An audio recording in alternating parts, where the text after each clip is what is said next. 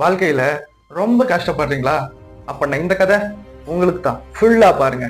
100 days 100 குட்டி story சேலஞ்சில் இன்னைக்கு டே 93.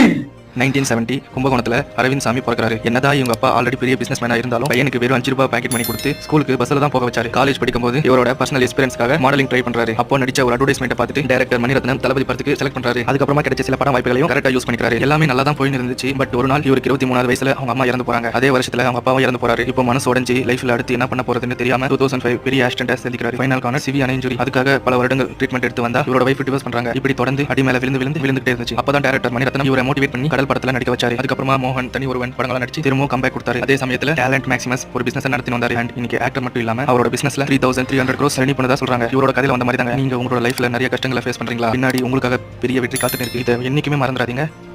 இந்த வீடியோ உங்க ஃப்ரெண்ட்ஸுக்கு ஷேர் பண்ணுங்க. அவங்களும் தெரிஞ்சுப்பாங்க. லைக் பண்ணுங்க, கமெண்ட் பண்ணுங்க, ஷேர் பண்ணுங்க. மறக்காம நம்ம சேனலை சப்ஸ்கிரைப் பண்ணிருங்க.